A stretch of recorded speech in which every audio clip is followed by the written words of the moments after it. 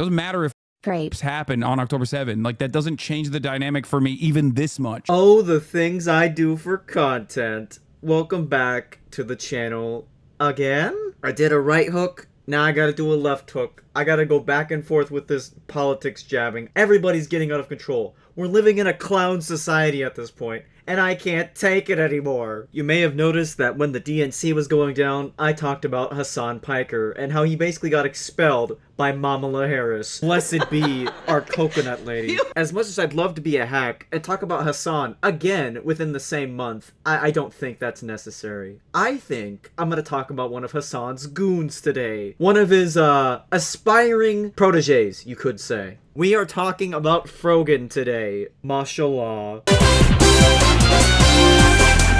Frogan is a moderator of the Hasanabi broadcast. You're paying moderators or head of moderation? No, not editors and not moderators. / notable figure within the Hasanabi community. For all intents and purposes, I know nothing positive about this individual, and I don't hope to in my lifetime. She's a self-proclaimed public health expert.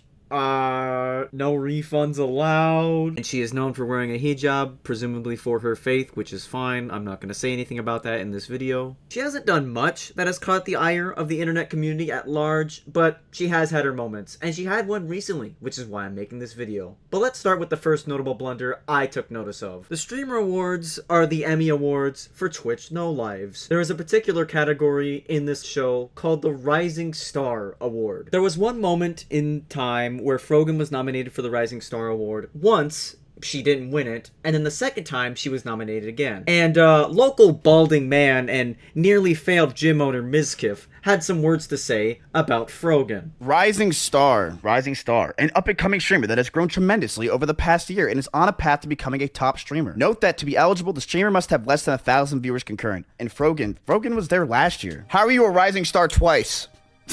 A Falling Star Award? Bro, that'd be so funny. I would clear. Worst Streamer of the Year? Bro, I would just go with every trophy. Holy shit. I know a Lux. I'm just gonna vote a Lux. And, as you could expect, seeing as it's in this drama video, she got very upset. A Falling Star Award? Bro, that'd be so funny. I would clear.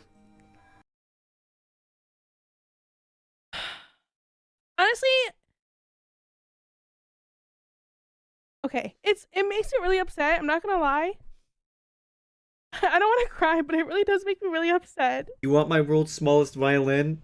He made a joke. And he noticed how you've been on the awards twice. But of course, Mizkif broke Frogan's bullying rule. So he had to respond. I saw the clip. The reason I said that I don't think he deserved the Rising Star Award is because I think that it should be based on that year. But yeah, I've grown a lot from this year. I meant to no ill with it. Okay, here's my thing. When you say shit like that and the way you're saying it in front of your audience of like 25,000 people, allowing them to continue to make fun of me, how do you think that makes me feel? How does that make you feel? Mizkif's supposed to be a fucking entertainer, not your personal therapist, bro. Grow a spine, for Christ's sake. You're a public-facing figure. Anyone would have said that shit. If someone bigger than you knocks you down, you don't just go and say, how does that make me feel? You know how that makes me feel. You know how that makes me feel. Bro, you know how it makes me feel to get flamed in my comments when I say the wrong opinion? You know how it makes me feel when I get flamed for making the wrong music? It feels pretty bad. I don't appeal to the guilt of the people who are making fun of me because that's bullshit. That's dumb. You need to learn to take criticism, and you need to learn to just like take a joke or some shit. I don't know. Just don't do this. Goddamn.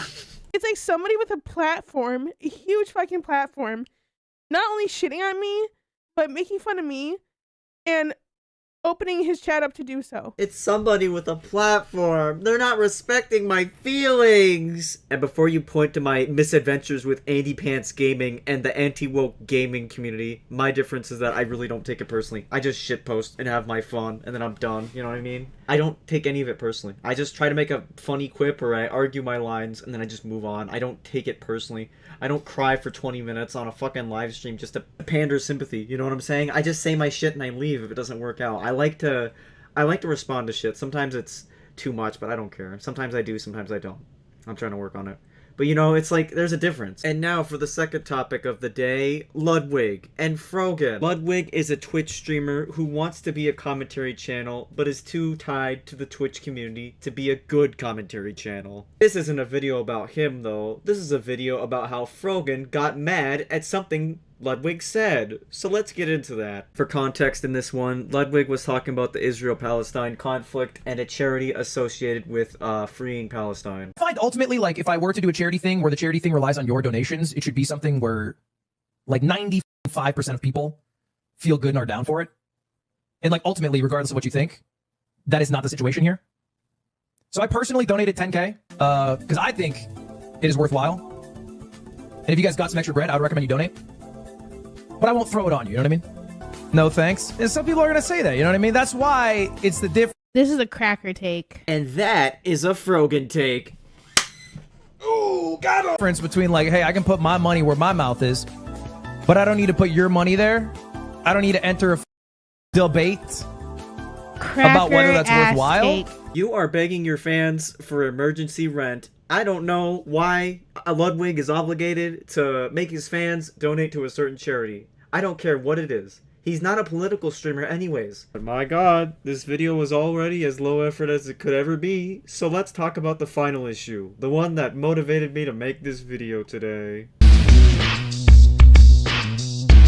H3H3 has fallen off massively since his reaction days, and I want the old H3H3 back. However, I would take the new H3H3 over whatever shit Frogan likes to hawk on the internet. There's a certain controversial figure that we will be discussing who I am going to be calling Yo Mama. If you're upset with that, report to the PR department. I don't have one. Fuck you. Now his Twitter account says, do Americans actually know why Yo Mama did all that? Or do they believe he hated that they can vote or something? Can we not praise Yo Mama? Can we not get into the speculative discussions of Yo Mama, please? Yo Mama was a bad person. And Ethan does get a little bit heated in his response, but I agree with what he's saying. Yo Mama was a bad person. End of statement. Comrade Casey decides to interject, saying that H3H3 has not heard of historical analysis. This is the socialist take, okay? If there was anyone else people started talking about that's a controversial figure, that discussion would be wiped out immediately.